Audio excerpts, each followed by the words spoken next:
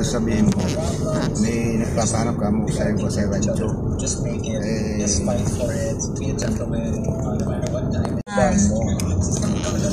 Sabihin mo, ano natin mamaya, baka negosyable pa. Kaya ngayon, nagkaka-relax na ako.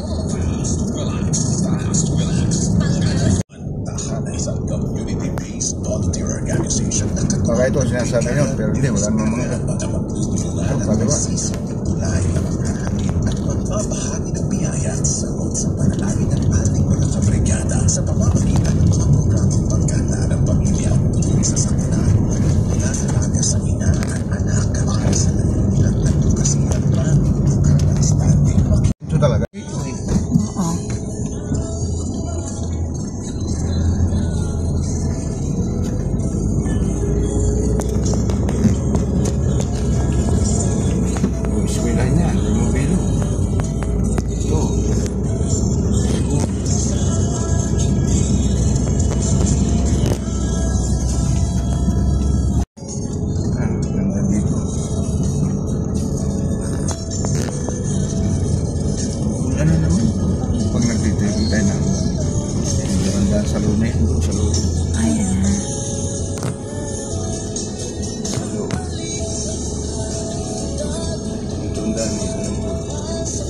Ay, ito na.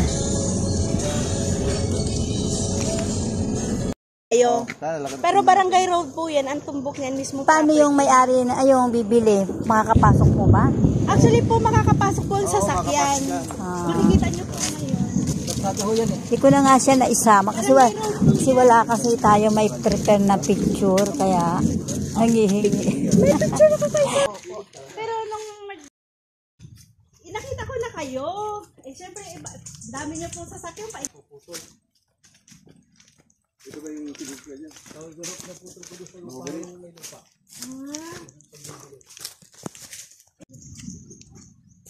Ay, sabi ko, napagadaran dito. Hindi namamatay po. Baka? Mga baka? Oh, puro. Laging naulan doon. Kaya, halimbawa, umaga, lalabas yung araw, matanghali, ulan na naman. Doon po ba sa inyo, sir?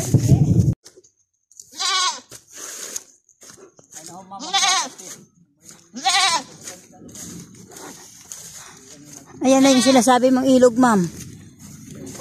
Yan na yan. So, alin yung property?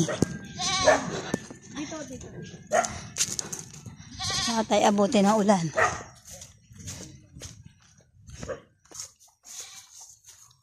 Dito, para makita mo yung sa picture. Puntahan mismo yun doon sa may ano. So, ayan na. Ito na. Ayan na yung ilog. Kasama? Oo. Kasama sa property. Ano? Ito na po ang ating property. Pwedeng gawing rancho. Alin, sir? Hanggang doon pa tayo. Mula pagpasok doon, yun na yung entrance. Ito na yung property hanggang doon sa dulo. Oo, hanggang sa dulo. Na patag. Oo, patag din ho, may tagilid. May patag, may tagilid. O may bahay dito. Oo, may Oh, yan na po iba yung may-ari. yung, kubo lang ho, kubo ho yan. So ito yung sinasabi mong daan. Oo, ito ang daan, magiging Ito na daan. yung talagang daan nila. Mm. So ang lupa, kabilaan. Oo, kabilaan. Kabilaan po ang lupa. 5 hectares, barangay Layong Mabilog. Ayan po. So ayan. More sagingan, more Ayun pa, asan yung ilog? Hindi makikita ang ilog. Hindi makikita. Hindi makikita ang ilog. Ayan, medyo Malilinis ho siya, malilinis, makikita ho. pag nilinis makikita ang ilog.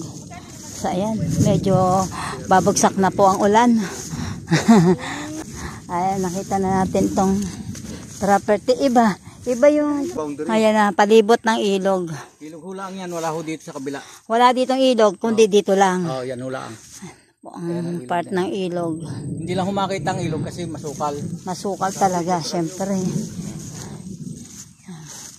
Doon sa dulo, may ano pa doon.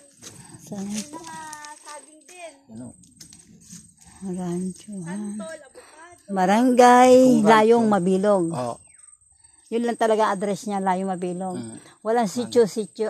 Ay di meron no. Meron no. Ano? Sitio Buli ito. Sityo, Buli. buwi. Buli. Buwi. Buli. Ayan po. Asan po ang may-ari? Narito lang din. Ngayon kung talagang interesadong buyer, sila na mag-uusap. Ano po ito? Title po ito? Hindi ho lang. Ano po? Tapos dito. Ayan. Hello. Bayaw. Saglit lang at nadili kami sa lupa, nag-tripping lang kami. May tripping. Ito po ang ating property binibenta na maganda pong gawing farm. Pwedeng gawing rancho po, or investment po. May ilog po ito. Ayan po. Dito na po yung pinakang boundary ng property. Hindi naman kayo sa bahay na.